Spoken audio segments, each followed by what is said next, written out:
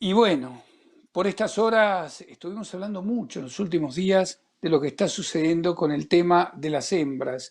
Y particularmente en las últimas horas, con algunos precios que hasta en el mercado de Liniers llaman la atención, porque esa vaca de conserva que veíamos tan planchadita y de golpe empezó a subir y decimos, ¿será China? ¿Y qué será toda esta gran demanda? ¿Y no nos pasaremos de la rosca? ¿Y nos quedaremos sin vacas? Mil preguntas que vamos haciendo. Y qué mejor que preguntárselo a un especialista que es un querido amigo, el ingeniero Andrés Jale. Andrés, ¿cómo te va? Buen día. ¿Qué tal, Alfredo? ¿Cómo andás?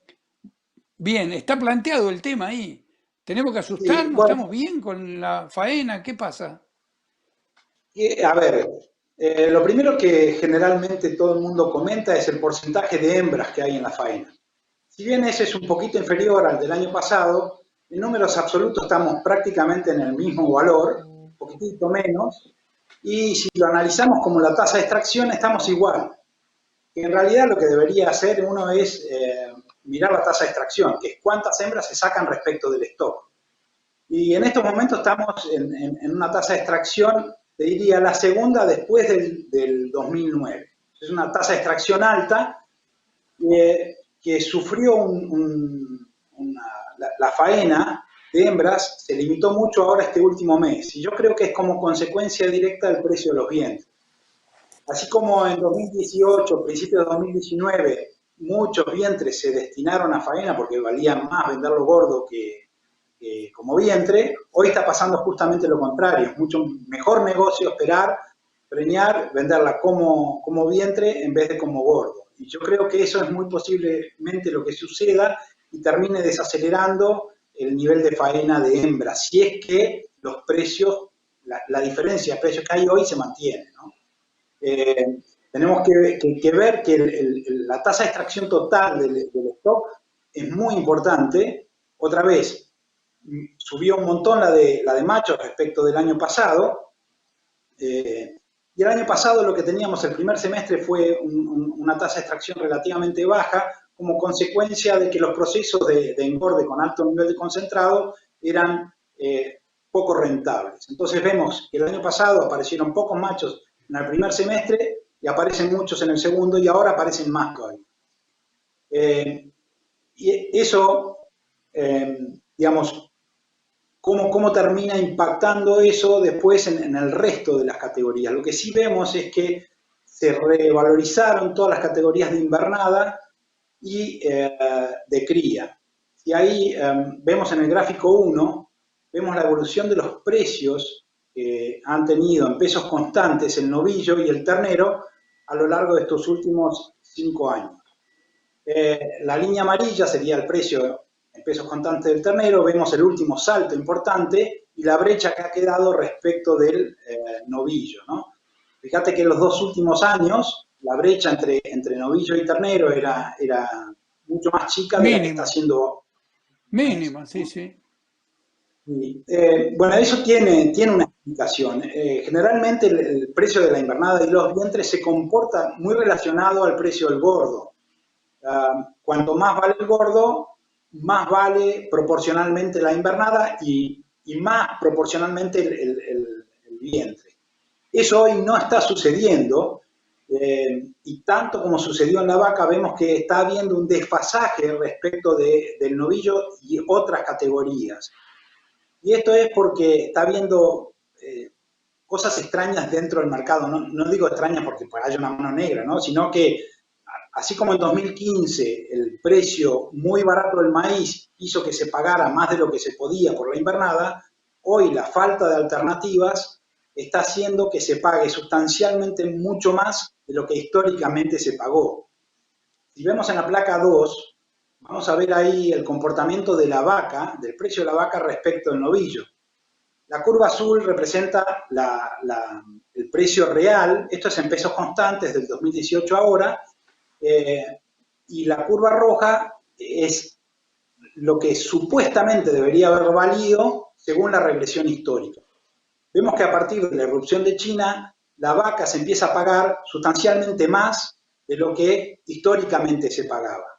Y esa es el área que vemos entre las dos curvas. Esa área está explicada básicamente por la erupción de China. En el gráfico 3, ¿qué es lo que vemos? Ahí lo que se compara es el precio que se pagó en la invernada respecto de, otra vez, su correlación histórica con el novillo. Entonces vemos un primer círculo rojo, donde ahí lo que está explicando es que se paga menos, porque el azul es lo que se paga menos de lo que históricamente se pagó. Y eso fue a partir de junio 2019, no, de 2018, las altas tasas de interés y la baja rentabilidad del Claro. negocio hacía que el ternero estuviera subvaluado respecto de su historia. Ahora, fíjate el último círculo, el spread que hay entre lo que se debería haber Impresionante. pagado y lo que es la curva azul. Es impresionante. O sea, por eso estamos muy fuera de escala, por eso yo digo que con estos precios, inevitablemente el invernador va a tener que estirar sus pesos de faena para salir de esta mala relación en la que está entrando de compra-venta. Si no, con pocos kilos cargados, esta mala relación hace que tu ecuación sea económicamente inviable, tu ecuación de producción, ¿no? Entonces, esto lo que nos está dando son, en primera medida, un cambio muy posiblemente en la tendencia de faena de hembras por la cotización de los vientres, que están muy sobrevalorados respecto de su historia. Y otra es que inevitablemente, si la relación esta de precios continúa, es necesario que exista un aumento en el peso de faena para que el invernador pueda hacer su negocio rentable, ¿no? Eh, Andrés, Así que, sí, ¿vos me permitís hacer una pausa, breve pausa, y volvemos en un ahora, perdón. ratito a estos temas? Porque la verdad que es impresionante, impactante la brecha y los valores que se están manejando por estas horas, ¿no? Estamos charlando con el ingeniero Andrés Jale, hombre de... Ay, ayúdame con el nombre de Econoagro, tu empresa. Ya lo Econoagro. dijiste, Econalto. Volvemos enseguida. Gracias, Andrés, por la compañía. Sí, claro que sí, de Econoagro. Ahora me tengo que acordar que te llamás Andrés Jale. Andrés, un placer que nos estés acompañando. Seguimos contigo. Quedé choqueado.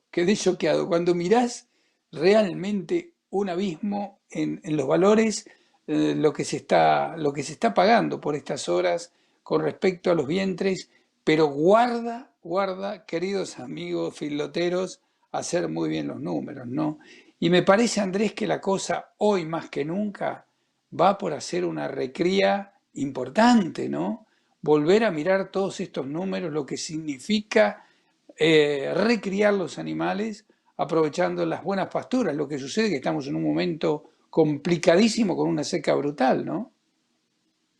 Y en muchas partes sí, en muchas partes de la Argentina estamos con una seca. Acá yo estoy en Entre Ríos y está empezando a apretar. Si bien no venimos tan mal como en otras zonas, porque acá llovió muy bien hasta hace un tiempito atrás, ahora las heladas hicieron mucha seca y esta semana que pasó hizo mucho calor. Hubo días de más de 30 grados. Así que vendría muy bien para nosotros una lluvia, pero no estamos ni cerca como están otras zonas que están muy complicadas. Eh, Así Bueno, seguimos que mirando lo que has preparado para nosotros, ¿te parece, Andrés? Porque todavía creo que quedaba sí, algún gráfico, ¿no? sí, bueno, yo ahí había agregado uno más que hacía referencia al gráfico número 4. Ese hace referencia a los kilos de novillo que están expresados en las columnas y se lee en el gráfico de la izquierda, en el eje de la izquierda, son los kilos de novillo necesarios para comprar un vientre. Y la línea colorada, que se lee en el eje de la derecha, es el precio en dólares libres. ¿Esto para qué? Por decir, Ajá. por si lo estamos como kilos de novillo necesarios ese es el promedio de 2020, ¿no? Quiero nada que ver con el último mes, porque el último mes fue de 500 y pico de kilos de novillos necesarios para comprar un vientre. Y ese valor es solamente superado por el existente en 2011, ya en plena fase de retención después de la gran liquidación que empezó en 2009, en 2000, Sí. 2008, sí.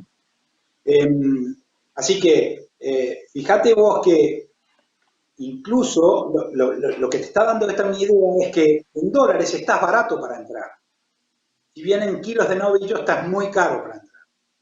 Yo el otro día estaba haciendo un número para un cliente donde estábamos evaluando dos alternativas y qué nos convenía más, si empezar con un rodeo de comprar vaquillonas preñadas o terneras, hablando siempre de la misma calidad genética, ¿no?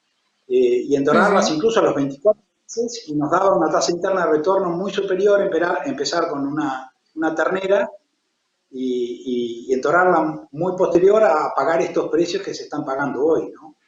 Eh, con lo cual, y uno ve que esto, porque no es solamente el vientre, uno ve que los reproductores también valen mucho respecto del gordo.